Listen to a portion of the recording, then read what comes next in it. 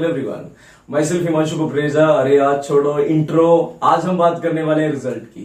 जैसा कि आपने हमारे व्हाट्सएप स्टेटस पे देख ही लिया होगा कि जो रिजल्ट इस बार का रहा बहुत जबरदस्त रहा था। मोर देन 20 प्लस स्टूडेंट ने 95 मार्क्स अचीव किए हैं ओवरऑल केमिस्ट्री एंड फिजिक्स के अंदर। और ये सिर्फ कितने स्टूडेंट में से हैं? गेस व्हाट, ना ही 250 ना ही 200, ओनली 50 स्टूडेंट्स के अंदर से। सो अपने आप में हाफ मार्क्स, हाफ बच्चों का इतना स्कोर करना ये बताता है कि बच्चों की जो डेडिकेशन थी वो बहुत जबरदस्त रही थी। अब बिल्कुल ऐसा हो सकता है कि इनमें से जो कुछ बच्चे हैं, हो सकता है कि वो कुछ 90 के आसपास डिजर्व करते हो, लेकिन उन्होंने अपनी एफर्ट को बढ़ाया और 95 तक यहां पर पहुंचे। ये बात मैं नहीं कह रहा हूं, ये कुछ बच्चों की बात है और आप भी बच्चों के मुंह से ये बात जल्द ही सुनने वाले हैं। तो हम बच्चों ने जो मेहनत की है बहुत ज्यादा, उसकी वजह से इतना अच्छा रिजल्ट हमें मिला है। और वो भी कितने स्टूडेंट में से? ओनली एंड ओनली 40 स्टूडेंट में से। कंपैरेटिवली अगर मैं देखता हूं तो इतना मास में रिजल्ट, यानी कि इतने कम बच्चों में इतना मास में रिजल्ट आना अपने आप में बहुत बड़ी बात थी।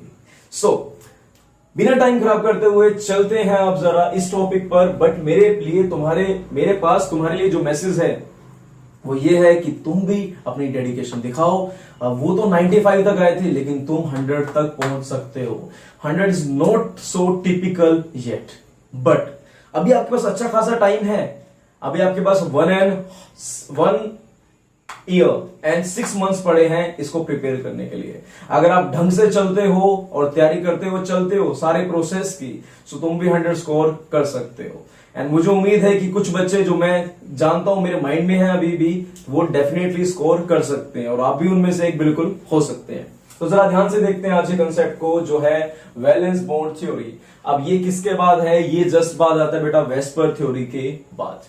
सो हम वीबीटी को ध्यान से अब समझने वाले हैं। ये किसने दी थी? हिटलर एंड लंडन ने दी थी 1927 के अंदर, जिसको अगेन डेवलप किया था पॉलिंग ने।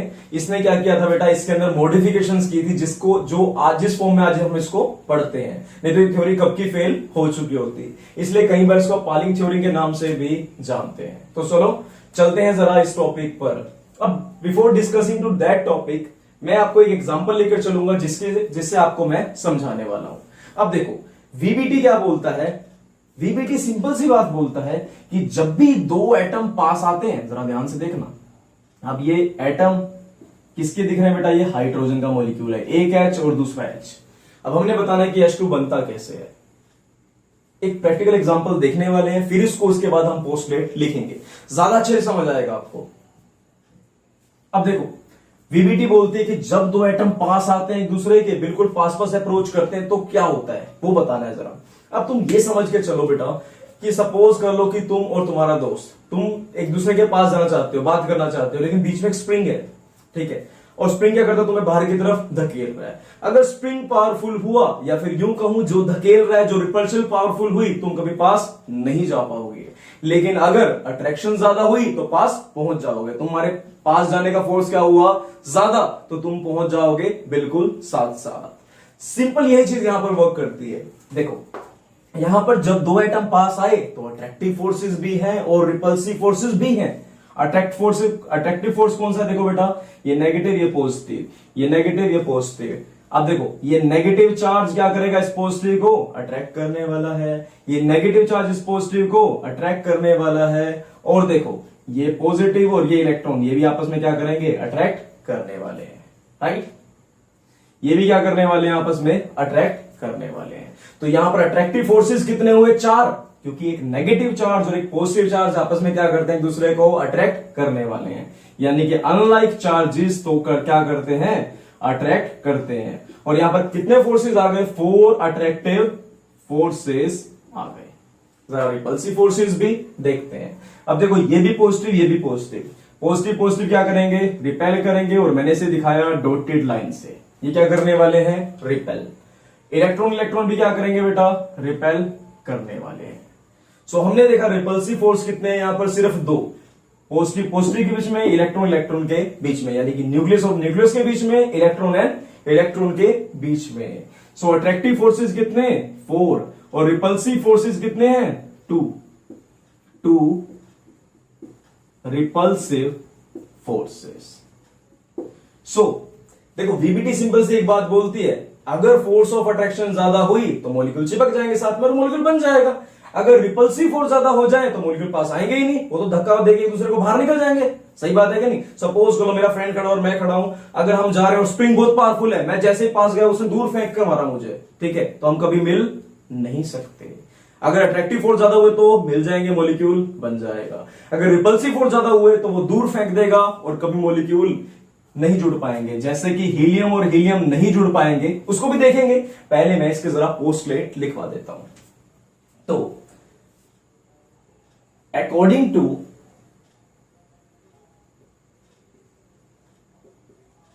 VBT, when two atom approaches to each other, two types of forces are set up।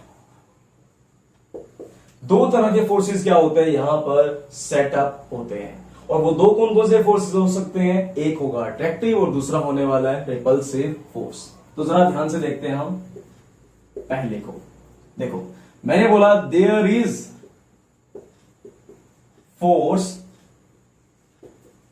Of repulsion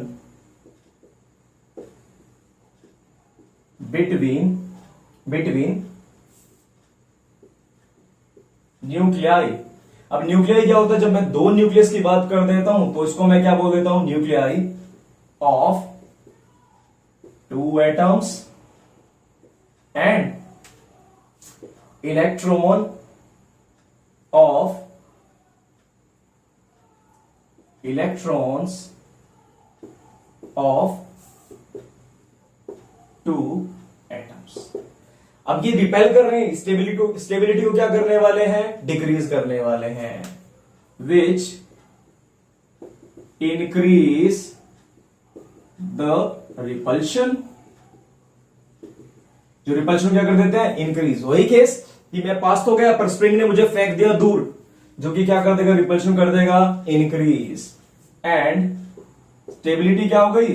decrease. And stability of molecule decreases. पहले तरह का force. Second, there is force of attraction between nucleus and electron of same and different। देखो, same के बीच में भी है, इसका इलेक्ट्रॉन और इसका न्यूक्लियस अट्रैक्शन है, सेम के बीच में भी है, अनदर के बीच में भी है, and other atom. So there is force of attraction between nucleus and electron of same and different या फिर same and other atom. Right? अब देखो, ये बात तो आपको समझ आ गई। इसका रीजन क्या होगा? As unlike charges attract each other and like charges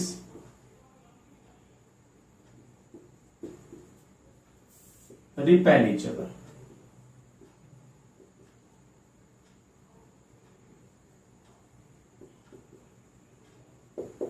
सो ये नोट भी यहां पर लिख लीजिएगा। और ये है पोस्टलेट किसके? वीबीटी के। अब सिंपल सी बात है, if force of attraction is greater than force of repulsion. अब यहां पर आप लिख सकते हैं नोट के अंदर, if force of attraction is greater than force of repulsion, if force of attraction is greater than force of repulsion, the molecule will be stable, right? लेकिन if force of attraction is less than force of repulsion, the molecule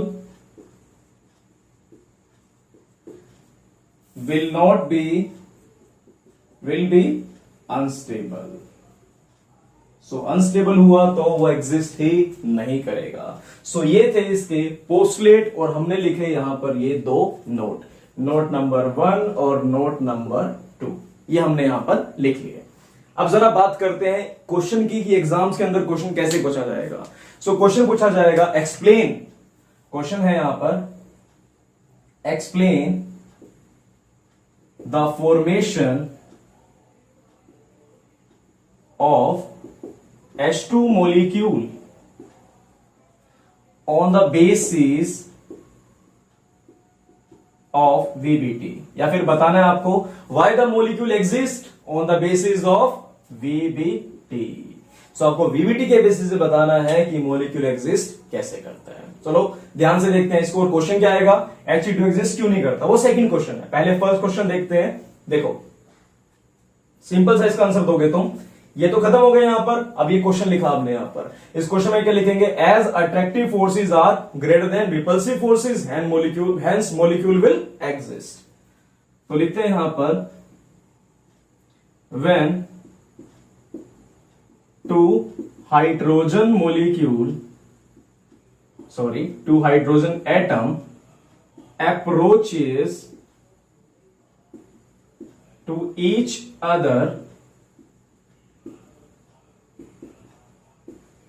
two types approaches to each other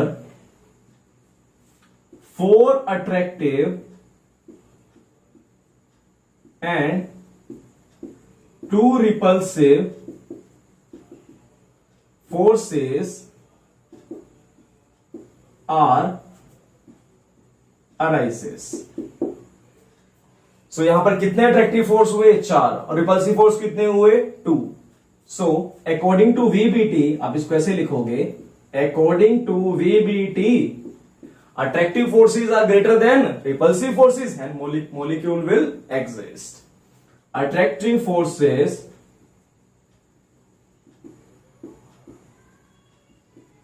are greater than repulsive forces, hence molecule is stable. molecule क्या होगा, stable होने वाला है. और ये बताया हमने वीबीटी के बेसिस पर, और ये क्वेश्चन जो है बहुत बहुत इंपॉर्टेंट रहने वाला है. सो जरा इसको स्क्रीनशॉट कर लो, फिर मैं इसको आगे चलता हूं. तो देखो नेक्स्ट क्वेश्चन है हमारा यहां पर,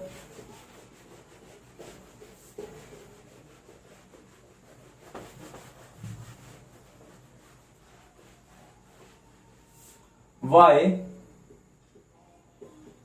He2 molecule does not exist. ये एग्जिस्ट क्यों नहीं करता, बता सकते हो. अब उसको हमने यहां पर बताना है. तो जरा ध्यान से देखेंगे हम इसको. देखो on the basis of VBT भी लिखना जरूरी है. On the basis of VBT. देखो अब हमने बनाया, यहां पर लिखा पॉजिटिव चार्ज, यहां पर भी आ गया पॉजिटिव चार्ज, क्योंकि हीलियम के ऊपर क्या चार्ज होता है, देखो इसके पास होता है बेटा यहां पर 2 इलेक्ट्रॉन और 2 ही प्रोटॉन. तो हमने बीच में बना लिया 2 प्रोटॉन, यहां पर बना दिए 2 इलेक्ट्रॉन्स. सिमिलरली मैंने क्या किया, यहां पर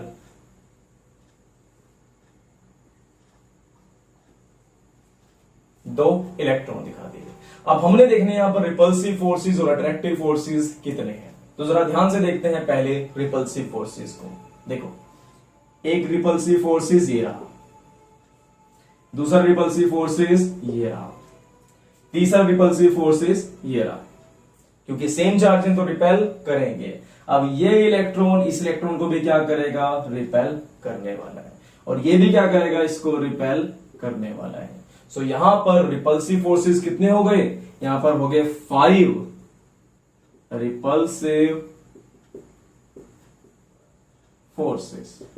देखो आप मुझे, आपके मन में एक बात और भी आ सकती है कि सर ये जो प्रोटॉन है, ये जो प्रोटॉन है आपस में रिपेल कर सकते हैं, तो मैं कहूंगा बिल्कुल कर सकते हैं। ये जो इलेक्ट्रॉन है, ये जो इलेक्ट्रॉन रिपेल कर सकते हैं, बिल्कुल कर सकते हैं। लेकिन हमने सिर्फ बाहर बाहर के नोट करे, यहां पर अंदर वाले पे नहीं गए, क्योंकि थोड़ा सा दिखने में कॉम्प्लिकेटेड हो जाता है। उसका परफेक्ट आंसर भी जो बता रहा हूं वही है, राइट। हम क्या कर रहे हैं, एक मॉलिक्यूल के रिपल्सिव फोर्सेस और दूसरे मॉलिक्यूल के रिपल्सिव फोर्सेस।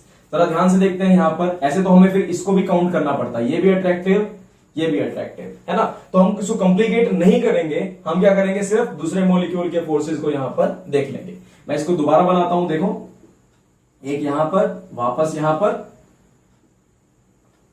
पर इलेक्ट्रॉन, यहां पर इलेक्ट्रॉन, यहां पर इलेक्ट्रॉन, ठीक है। अब हमने देखा यहां पर रिपल्सिव फोर्स कितने हैं, 5। अब हम देखेंगे अट्रैक्टिव फोर्सेस। देखो ये वाला मॉलिक्यूल इससे अट्रैक्ट हो रहा है, आई मीन टू से ये इलेक्ट्रॉन इस न्यूक्लियस से अट्रैक्ट हो रहा है, ये वाला इलेक्ट्रॉन इस न्यूक्लियस से अट्रैक्ट हो रहा है, ये वाला इलेक्ट्रॉन इस न्यूक्लियस से अट्रैक्ट हो रहा है, और ये वाला इलेक्ट्रॉन इस न्यूक्लियस से अट्रैक्ट हो रहा है। सो यहां पर अट्रैक्टिव फोर्स कितने हो गए, 4 अट्रैक्टिव फोर्सेस, ठीक है। अब अट्रैक्टिव फोर्स कितने हैं यहां पर, 4। रिपल्सिव फोर्स कितने हैं, 5। तो तुम तो समझ ही गए होंगे इस बात को। When He atom approaches to each other, 5 repulsive and 4 attractive forces are set up, and according to VBT,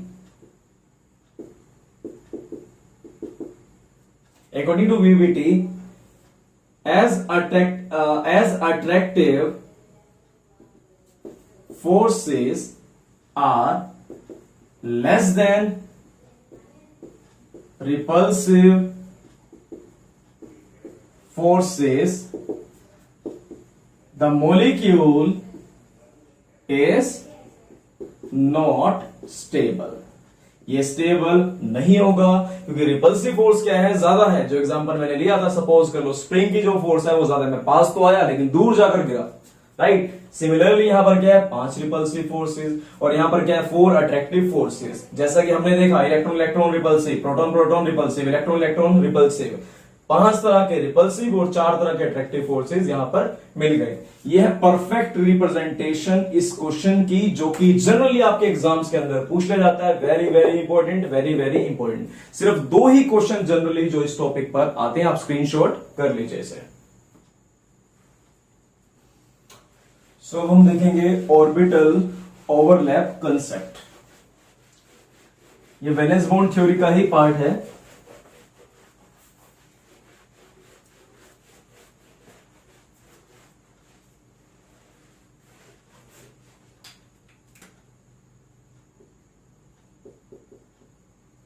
orbital overlap concept. इसमें बोला गया हमें, इसी के आगे का पार्ट है, इसमें बोला गया हमें कि जब 2 एटॉमिक ऑर्बिटल मिलते हैं तो वो क्या करते हैं, ओवरलैपिंग कर देते हैं, एक दूसरे को ढक लेते हैं। देखो मैंने ऐसे ही बोला कि सपोज कर लो ये अलग एटम, ये अलग एटम, ये इनके हैं ऑर्बिटल्स, इन्होंने क्या कर लिया, एक दूसरे को ओवरलैप कर लिया, राइट। ये पूरे का पूरा क्या मान लिया मैंने, एटम मान लिया। इन दोनों ने क्या किया, एक दूसरे को ओवरलैप कर लिया, ढक लिया, राइट। सो इसी ओवरलैपिंग से बॉन्ड स्ट्रॉन्ग बनती है। जैसे कि हम यहां पर स्ट्रॉन्गली इसको पकड़ पा रहे हैं, यही मैटर बताया किसने, वीबीटी ने, कि वो ओवरलैपिंग से एक दूसरे को पकड़ लेंगे और जो बॉन्ड हो जाएगी ये हो जाएगी स्ट्रॉन्ग। तो जरा ध्यान समझते हैं इसको। According to VBT, the covalent bond is formed by overlapping of half filled orbital containing electron with opposite spin। उसमें इलेक्ट्रॉन क्या होना चाहिए? अपोजिट स्पिन में होना चाहिए। सो देखो मैं इसको ऐसे बता सकता हूं, देखो यहां बीच में आ गया पॉजिटिव चार्ज, यहां पर है इलेक्ट्रॉन कहीं पर, यहां पर पॉजिटिव चार्ज और इलेक्ट्रॉन भी रहेगा। अब हमने माना इलेक्ट्रॉन की स्पिन यहां पर हमने दिखाई इस तरफ एंटी क्लॉकवाइज और इस तरफ दिखा दी हमने इसकी क्लॉकवाइज। स्पिन अपोजिट हो गई, एक ऊपर की तरफ और एक नीचे की तरफ। तो जब ये जुड़ते हैं तो ओवरलैप कर लेंगे। ओवरलैप यानी कि एक दूसरे को क्या कर लिया इन्होंने, एक दूसरे के अंदर मर्ज हो गए, जाकर एक दूसरे के अंदर समा गए, राइट? ऐसे समझ आई बात ये? या फिर मैं इसको कह सकता हूं कि सपोज कर लो कोई भी दो चीजें, अगर आपको कुछ आपके पास दो क्रेजी बॉल तो नहीं कह सकते इसे कह सकते हैं कि आपने वो स्माइली देखा होगा, अगर उसको प्रेस करते हो तो वो अंदर की तरफ चले जाते हैं, राइट? लेकिन ये अंदर भी गए और अंदर की तरफ मिक्स भी हो गए, एक दूसरे के अंदर चले गए, राइट? इसकी आत्मा तक नहीं घुस गए, लेकिन एक दूसरे की बॉडी के थोड़ा सा अंदर ये जाकर चले गए।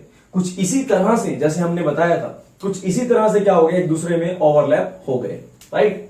अब हुआ क्या है यहां पर, ये पॉजिटिव चार्ज यहीं पर, ये पॉजिटिव चार्ज यहीं पर, एक इलेक्ट्रॉन सीधा एक इलेक्ट्रॉन उल्टा। इनकी क्या दिखा दी हमने, अपोजिट स्पिन। डेफिनेशन को देखें, according to VBT covalent bond, जब इनके बीच में बॉन्ड बन रही है तो वो कैसे बन रही है, यहां पर क्या हुई, ओवरलैपिंग हुई, दूसरे को इन्होंने कवर कर लिया। और दोनों क्या थे, हाफ फील्ड थे, दोनों के पास दो दो इलेक्ट्रॉन नहीं थे, इसके पास भी एक था, इसके पास भी एक था। और खास बात क्या है, एक सीधा था और एक उल्टा था, और इन्होंने क्या कर लिया, यहां पर बॉन्ड बना डाली। इसे क्या बोलते हैं बेटा, ऑर्बिटल ओवरलैप कंसेप्ट, राइट? अब ये कितनी तरह की बॉन्ड बन सकती है उसको यहां पर हम समझने वाले हैं। देखो पहली बॉन्ड अगर मैं बात करूं तो ये बनती है सिग्मा बॉन्ड, और सिग्मा बॉन्ड क्या होती है, पाई बॉन्ड क्या होती है, इसको जरा समझने वाले हैं। देखो बेटा, सिग्मा बॉन्ड वो बॉन्ड है जो हेड टू हेड, ये सामने से आया, ये सामने से आया, देखो अपोजिट भी कर रखे हैं मैंने, एक जैसे नहीं कर दिए, एक जैसे से कंबाइन नहीं हो गए। हमारे हाथ सबसे अच्छा एग्जांपल है इस कंसेप्ट को समझने के लिए। देखो मैं सामने सामने ले आऊं तो क्या बॉन्डिंग कर सकते हो, कुछ भी नहीं कर सकते। हमें क्या चाहिए, अपोजिट स्पिन, एक सीधा तो एक उल्टा। अब इन्होंने क्या कर लिया, हेड टू हेड ओवरलैपिंग कर डाली। ये जो ओवरलैपिंग हुई इसे क्या बोल देंगे हम बेटा, सिग्मा बॉन्ड। जब वो हेड टू हेड यानी कि बिल्कुल ये इस तरफ से और ये इस तरफ से दोनों ने ओवरलैपिंग कर ली, तो इसे क्या बोलते हैं बेटा हम, हेड टू हेड ओवरलैपिंग बोल देते हैं, या फिर एंड टू एंड ओवरलैपिंग बोल देते हैं, राइट? इसे क्या बोलेंगे बेटा हम, सिग्मा बॉन्ड। तो यहां पर लिखेंगे the bond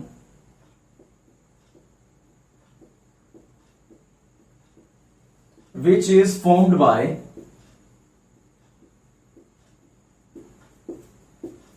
head on overlapping,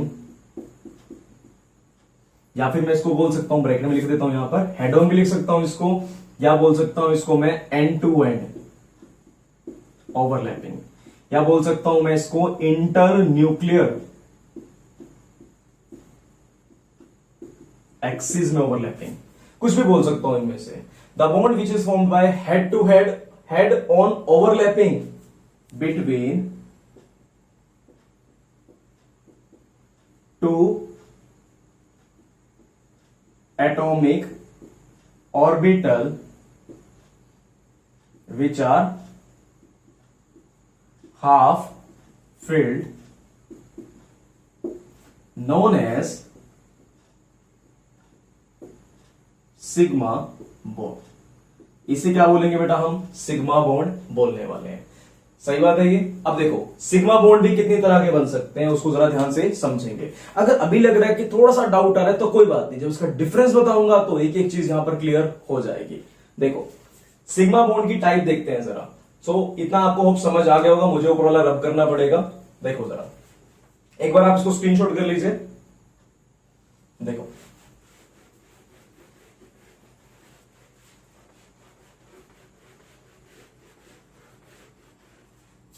देखो अब यहां पर हो सकती है S S, S P, PP, ये 3 तरह की सिग्मा बॉन्ड्स हो सकती है। मैंने इसे बोल दिया टाइप्स ऑफ सिग्मा बॉन्ड। देखो SS के नाम से क्लियर है कि मैं क्या बोलना चाहता हूं। देखो एक S का ऑर्बिटल, S क्या होता है, बिल्कुल राउंड रहता है। तो इसके बारे में कैसे दिखाओगे, अभी पढ़ा भी हमने इसके बारे में। ये दोनों क्या हो जाएंगे, आपस में एक दूसरे को ओवरलैप कर डालेंगे।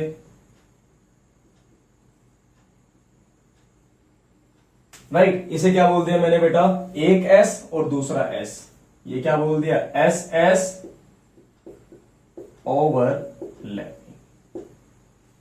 राइट, अब नेक्स्ट है यहां पर SP ओवरलैपिंग। एक तो क्या हो गया S वाला और दूसरा क्या होगा P वाला। अब देखो P कैसे बता सकते हैं, P को मैंने दिखा दिया। अब आपको पता है P के क्या होते हैं, इस तरीके से हम यहां पर डंबल बनाते हैं। ऊपर भी डंबल, सब जगह पर डंबल हो सकते हैं। मैंने जिससे मिलाना है सिर्फ उसको बनाया है यहां पर। अब देखो ये S है और ये क्या है, P है। राइट, अब यहां पर मैंने बोल दिया इसको मान लो PZ है, तो ये PZ से क्या कर रहा है, यहां पर बॉन्डिंग कर रहा है। राइट, इसके अंदर तो कोई भी नहीं होता, X भी नहीं होता, Y भी नहीं होता, Z भी नहीं होता, क्योंकि बिल्कुल राउंड है। ये सारा चारों तरफ क्या हो रखा है, इक्वली डिवाइडेड है। सो ये बनेगी कुछ इस तरीके से बॉन्डिंग।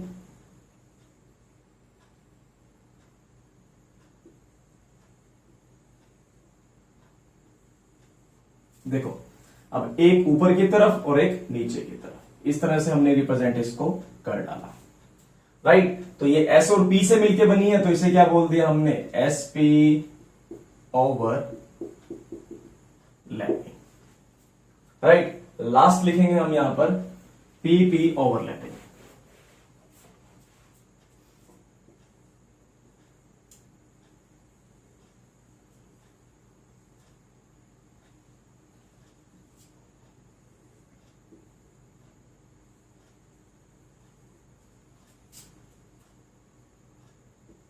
अपोजिट स्पिन PX मान लो, PX मान लो, कुछ भी मान लो, PX, PY, PZ, बस इक्वल होने चाहिए। PY लोगे तो PY, PZ लोगे तो PZ, कुछ भी मान सकते हो। राइट, अब यहां पर जो ओवरलैपिंग बनी कुछ इस तरीके से बनी।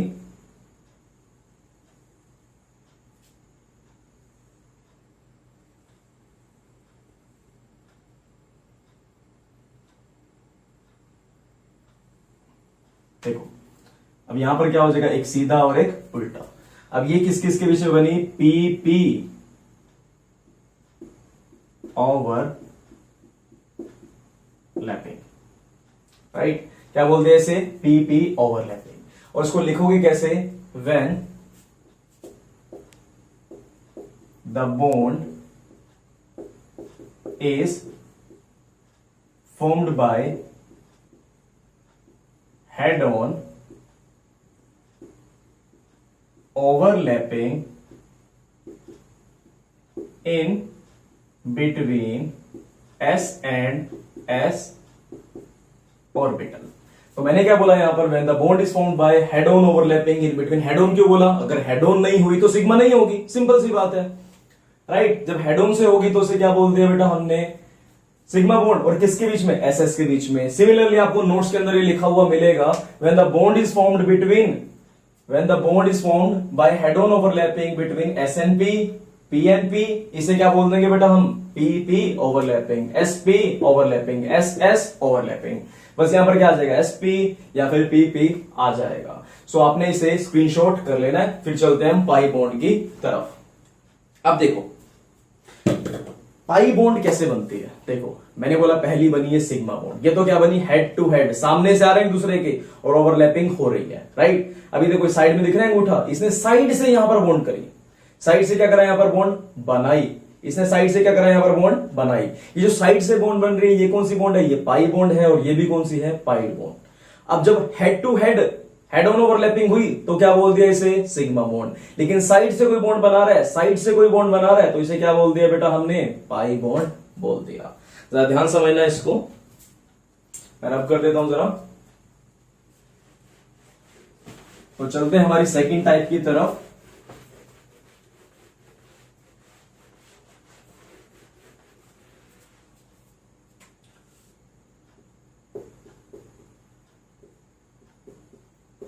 Pi bond when the bond is formed in between when the bond is formed by sideways या फिर लेटरल बोल सकते हैं इसको, साइडवेज या फिर लेटरल ओवरलैपिंग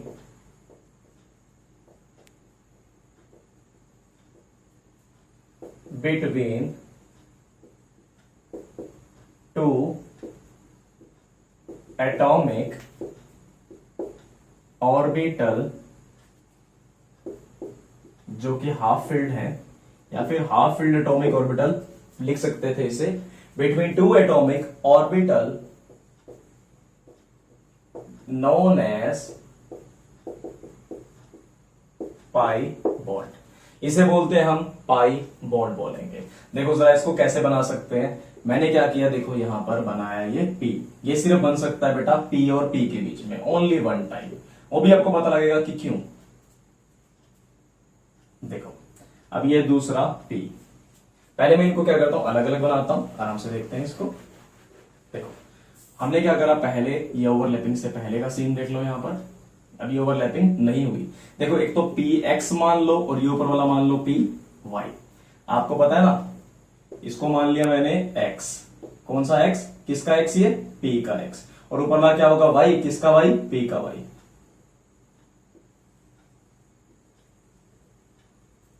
राइट। ये क्या है Px और ये क्या है Py। अब देखो जब ये ओवरलैप होंगे तो कैसे होने वाले हैं, जरा इसको भी देख लेते हैं।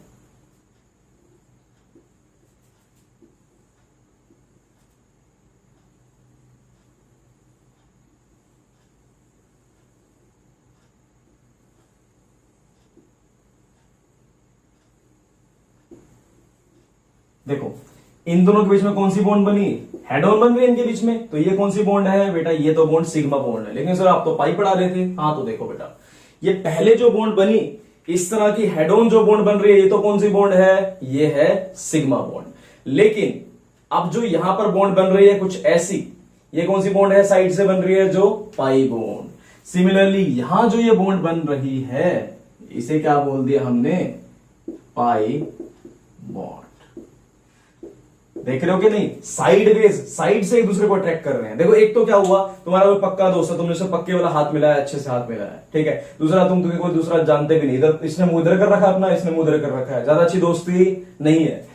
हेड टू हेड में सबसे अच्छी बॉन्डिंग होने वाली है, साइड में स्ट्रॉन्ग होगी, बिल्कुल भी स्ट्रॉन्ग नहीं होगी। तो पाई बॉन्ड क्या होती है, वीक होती है सिग्मा बॉन्ड से। क्यों, क्योंकि ओवरलैपिंग क्या है यहां पर ज्यादा है, राइट। तो ये कौन सी है, पी ओवरलैपिंग, राइट। सो हम यहां पर लिख देंगे इसको, एक बार आप यहां पर नोट कर लीजिएगा। सो ये पढ़ा हमने यहां पर इसका स्ट्रक्चर। अगर आपसे पूछा जाए O2 मॉलिक्यूल का स्ट्रक्चर बना दो, वैसे ऐसे क्वेश्चन आते नहीं है, तो O2 मॉलिक्यूल में दो बॉन्ड बनती है, एक बॉन्ड ये बन गई, एक बॉन्ड ये बन गई।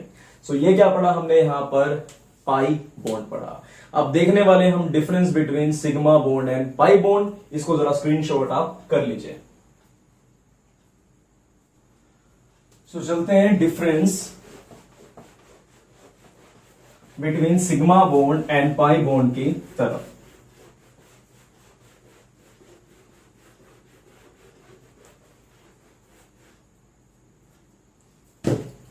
देखो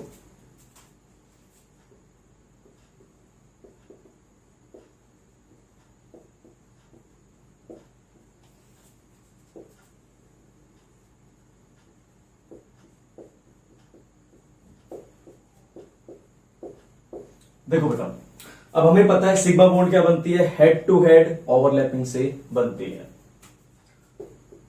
the bond is formed by head on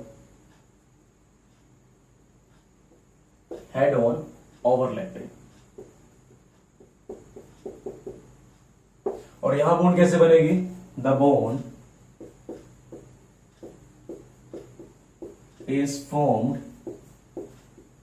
by sideways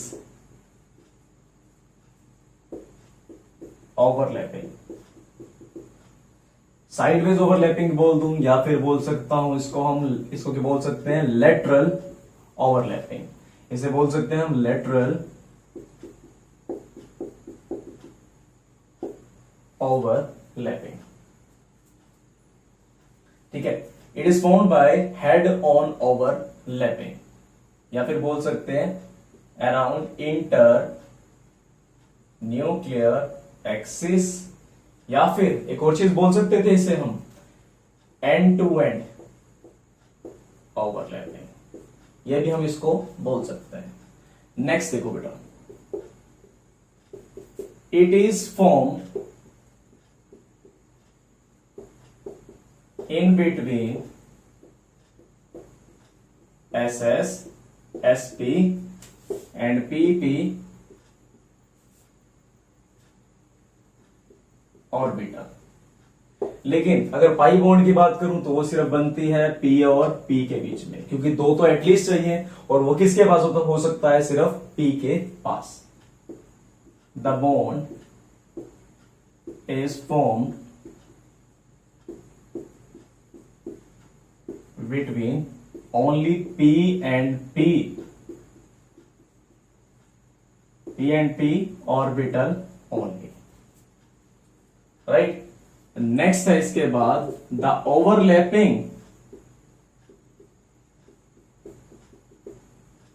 is large and bond is strong। Overlapping क्या होती है, लार्ज होती है, और बॉन्ड भी क्या होगी, स्ट्रॉन्ग होगी। यहां पर क्या होगा, overlapping is small and bond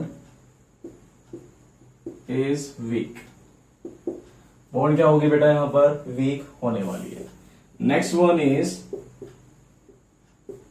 देखो next one is the electron cloud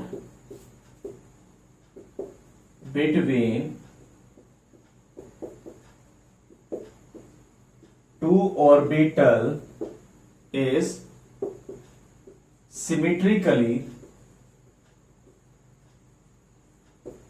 distributed. अब ये क्या बात हुई भाई, देखो बेटा एक S है, दूसरा S है, यहां पर क्या है, इलेक्ट्रॉन क्लाउड सिमेट्रिकल डिस्ट्रीब्यूटेड है, जितना इस पे उतना ही इस पे रहता है। लेकिन अगर पाई बॉन्ड की बात करूं तो यहां पर इस तरफ तो क्या है, इलेक्ट्रॉन क्लाउड बहुत ज्यादा है। देखो ये मान लो कि अंगूठा इलेक्ट्रॉन है, इस तरफ तो अंगूठे का ज्यादा पार्ट है, इस तरफ क्या थोड़ा सा पार्ट आता है, राइट? तो ज्यादा इलेक्ट्रॉन क्लाउड इस तरफ हो गया, राइट? अब सिमिलरली इस अंगूठे की बात करूं, देखो ये तो सिंपल है, ये तो बराबर बराबर बटे हैं, देखो, लेकिन इस देखो जितना इसने दिया उतने इलेक्ट्रॉन दिए, इक्वली डिस्ट्रीब्यूट हो गया। इसकी बात करूं तो यहां पर अंगूठे के पास क्या ज्यादा इलेक्ट्रॉन क्लाउड, यहां पर क्या आ रहा है, बहुत कम आ रहा है। सिमिलरली नीचे नीचे की तरफ क्या जा रहा है, बहुत कम जा रहा है। तो यहां पर सिग्मा बॉन्ड में तो इक्वल है, इसके अंदर क्या होगा, अनइक्वल होगा, राइट? यहां तो क्या होगा, इक्वली डिस्ट्रीब्यूट होने वाला है।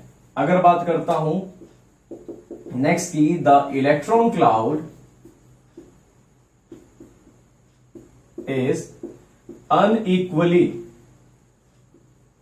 distributed,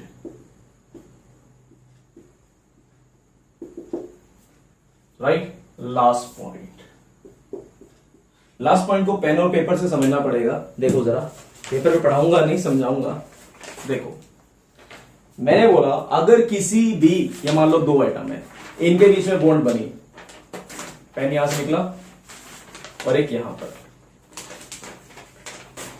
इनके बीच में बॉन्ड बनी, तो जो ये बॉन्ड बनी, ये सिंगल बॉन्ड है, यहां पर फ्री रोटेशन पॉसिबल है, कोई भी कैसे भी घूम सकता है, देखो कोई भी कैसे भी रोटेट कर सकता है। लेकिन अगर मैं यहां पर एक और बॉन्ड, देखो एक और बॉन्ड बना डालूं, ध्यान से देखना, तो क्या फ्री रोटेशन पॉसिबल है? घुमाकर देखो। अगर नहीं समझ आ रहा तो अपने घर में कॉपी और पेन लेना, इसको ऐसे घुमाकर देखना, क्या घुमा सकते हो? नहीं घुमा पाओगे। इसका मतलब फ्री रोटेशन पॉसिबल नहीं है, राइट? फ्री रोटेशन पॉसिबल नहीं है, so there is no free rotation possible. तो देखते हैं जरा इसको, द फ्री रोटेशन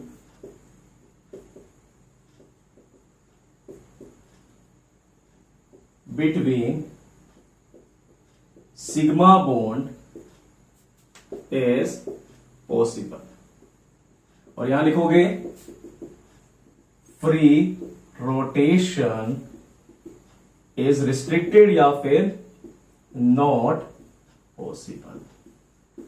सो ये थे इसके डिफरेंस। होप आपको ये बात अच्छे से समझ यहां पर आ चुकी होगी। और एक और बात आप समझ चुके हैं, जो सिग्मा बॉन्ड होती है वो ज्यादा स्ट्रॉन्ग होती है as compare to pi bond के, क्योंकि ओवरलैपिंग क्या होती है ज्यादा। तो एक नोट लिख लेना, higher the overlapping higher will be the bond strength, right. जितनी ज्यादा ओवरलैपिंग होने वाली है उतनी ज्यादा क्या होगी, बॉन्ड हमारी स्ट्रॉन्ग होने वाली है। दो नोट लिखते हैं जरा, इसको समझ गए हूं, मैं रब कर देता हूं, स्क्रीनशॉट कर लो जरा, देखो।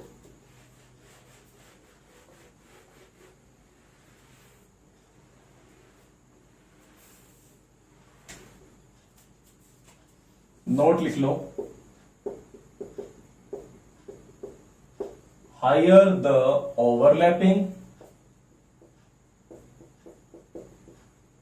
देखो अगर दो एटम है तो तुम यहां समझ जाओगे इसको। अगर मैं ज्यादा ओवरलैप कर दूंगा इनको तो बॉन्ड लेंथ क्या हो जाएगी, कम हो जाएगी। देखो ये बहुत बड़े बड़े एटम थे, इनकी बॉन्ड लेंथ बहुत बड़ी बड़ी होने वाली थी। लेकिन अगर ये ओवरलैप कर गए, देखो इन्होंने क्या कर दिया, ओवरलैप बहुत ज्यादा कर लिया, तो इसकी बॉन्ड लेंथ तो क्या हो गई, छोटी हो गई कि नहीं। समझ पा रहे हो कि नहीं, कि बॉन्ड लेंथ क्या हो जाएगी इसकी, छोटी। बॉन्ड लेंथ क्या होता था, इन दोनों के बीच की डिस्टेंस, ये बहुत बड़ी थी। लेकिन जब ओवरलैप कर गए तो साइज क्या हो गया, बहुत छोटा हो गया।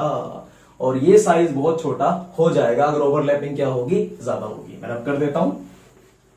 सो higher the overlapping smaller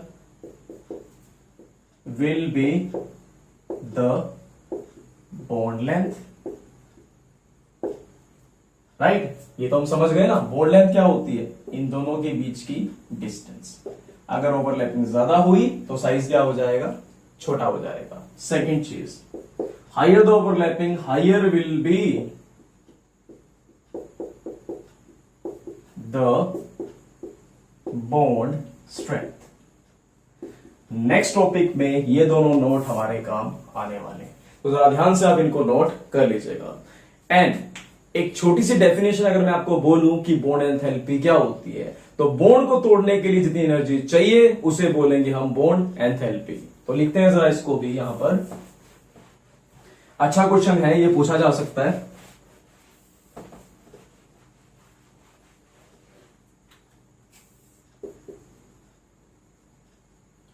bond enthalpy, इसको बॉन्ड एंथैल्पी भी बोल सकते हो, इसे बोल सकते हो बॉन्ड एनर्जी भी बोल सकते हो, इसे बॉन्ड डिसोसिएशन एनर्जी भी बोल सकते हो, इसे bond dissociation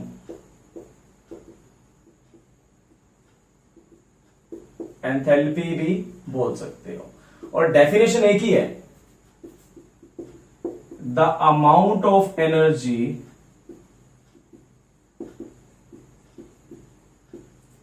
required to break bond between 1 mole of atom known as bond enthalpy या एनर्जी या डिसोसिएशन एंथैल्पी या डिसोसिएशन एनर्जी, राइट। इसकी यूनिट क्या होती है, जनरली किलो जूल पर मोल। क्या यूनिट होती है बेटा इसकी, किलो जूल पर मोल। सो ये था हमारा आज का लेक्चर। होप आपको समझ अच्छे से आ गया होगा। इन एनी केस कोई डाउट होता है तो इनबॉक्स, आई मीन टू से व्हाट्सएप भी एंड ये कमेंट बॉक्स भी आप ही के लिए डाल दीजिएगा। नो डाउट आपको आंसर मिल जाएगा। Thank you so much.